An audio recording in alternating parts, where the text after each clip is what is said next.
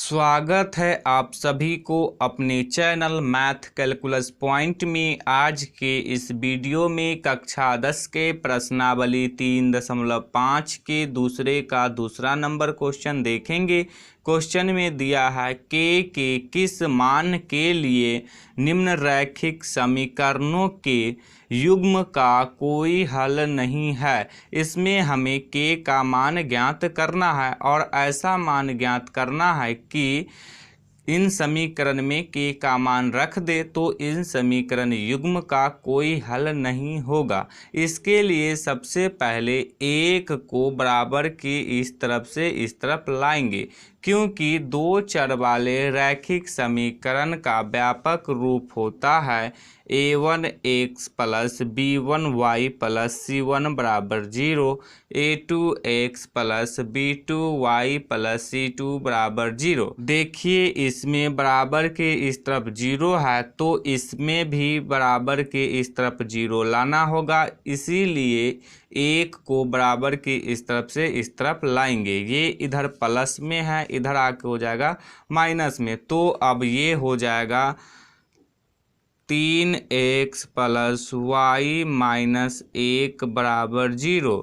इसको ले लेंगे समीकरण 1। अब देखिए इसको अच्छे से समझने के लिए इसको ब्रैकेट में बंद कर दिए। अब ये पूरे के पूरे आ गया प्लस में, अब इसको बराबर के इस तरफ लाएंगे तो ये हो जाएगा माइनस में। तो अब ये समीकरण हो जाएगा 2k minus 1 into X plus K minus 1 into Y minus 2k plus 1 बराबर 0। इसको ले लेंगे समीकरण 2।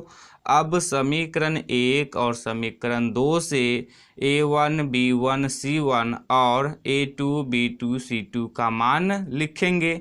तो इसके लिए समीकरण 1 को a1x plus b1y plus c1 बराबर 0 से तुलना करेंगे और a1 b1 c1 का मान लिखेंगे। तो चलिए अब तुलना करते हैं। देखिए इसमें x का गुणांक है a1 और समीकरण 1 में x का गुणांक है 3, तो a1 का मान हो जाएगा 3। तो अब लिख देंगे a1 बराबर 3। इसी तरह से इसमें y का गुणांक है b1 और समीकरण 1 में y का गुणांक कुछ नहीं है तो 1 है, तो b1 का मान हो जाएगा 1। तो अब लिख देंगे b1 बराबर 1। इसमें अचर पद है c1 और समीकरण 1 में अचर पद है -1, तो c1 का मान हो जाएगा -1। तो अब लिख देंगे c1 बराबर -1। अब समीकरण 2 को a2x plus b2y plus c2 बराबर 0 से तुलना करेंगे और a2 b2 c2 का मान लिखेंगे। तो चलिए अब तुलना करते हैं। देखिए इसमें x का गुणांक है a2 और समीकरण 2 में x का गुणांक है 2k माइनस 1, तो a2 का मान हो जाएगा 2k माइनस 1। तो अब लिख देंगे a2 बराबर 2k माइनस 1।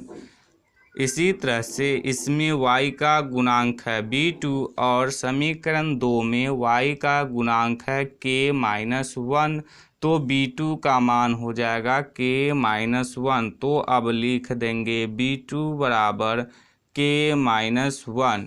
इसमें अचर पद है c2 और समीकरण 2 में अचर पद है -2k प्लस 1, तो c2 का मान हो जाएगा -2k प्लस 1। तो अब लिख देंगे c2 बराबर -2k प्लस 1। देखिए प्रश्न में दिया है समीकरणों के युग्म का कोई हल नहीं है।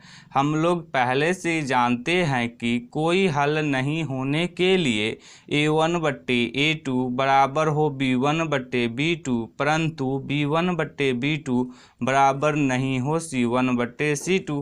तो इसके लिए अब लिख देंगे कोई हल नहीं होने के लिए। कोई हल नहीं होने के लिए शर्त है A1/A2 बराबर B1/B2, परंतु B1/B2 बराबर नहीं हो C1/C2 के। अब A1 B1 C1 A2 B2 C2 का मान लिखेंगे। तो चलिए मान लिखते हैं। देखिए A1 का मान है 3, तो A1 के जगह पे लिख देंगे 3, बट्टा है तो बट्टा दे देंगे। A2 का मान है 2k-1, तो A2 के जगह पे लिख देंगे 2k-1, बराबर है तो बराबर दे देंगे। B1 का मान है 1, तो B1 के जगह पे लिख देंगे 1, बट्टा है तो बट्टा दे देंगे। B2 का मान है k-1, तो लिख देंगे k-1, बराबर नहीं का चिन्ह है तो बराबर नहीं का चिन्ह दे देंगे। C1 का मान है -1, तो C1 के जगह पे लिख देंगे -1। C2 का मान है -2k+1, तो लिख देंगे -2k+1। देखिए ये दोनों आपस में बराबर है, तो इन दोनों को एक साथ लिख लेंगे। तो चलिए लिख लेते हैं। तो ये हो जाएगा 3/2k-1 बराबर 1/k-1। अब इसको तिर्यक गुना करेंगे। तिर्यक गुना करने के लिए 3 को k से गुना करेंगे, तो ये हो जाएगा 3k, माइनस का चिन्ह है तो माइनस का चिन्ह दे देंगे। अब 3 को 1 से गुना करेंगे, तो ये हो जाएगा 3, बराबर का चिन्ह है तो बराबर का चिन्ह दे देंगे। अब 1 को 2k से गुना करेंगे, तो ये हो जाएगा 2k, माइनस का चिन्ह है तो माइनस का चिन्ह दे देंगे। अब 1 को 1 से गुना करेंगे, तो ये हो जाएगा 1। चर पद को एक साथ रखेंगे और अचर पद को एक साथ, इसीलिए k को बराबर के इस तरफ से इस तरफ लाएंगे। ये इधर प्लस में, इधर आके हो जाएगा माइनस में। तो अब ये हो जाएगा 3k- 2k बराबर -1। 3 इधर माइनस में है, इधर आके हो जाएगा प्लस में, तो अब ये हो जाएगा +3। 3k में से 2k को घटाएंगे, तो ये हो जाएगा k, बराबर का चिन्ह है तो बराबर का चिन्ह दे देंगे। अब 3 में से 1 को घटाएंगे, तो ये हो जाएगा 2, तो k का मान आ गया 2। तो देखिए इस प्रश्न में हमें k का ही मान ज्ञात करना था, तो जब इस प्रश्न को हल किए हैं तो k का मान आ गया 2, तो यही हो जाएगा इसका आंसर।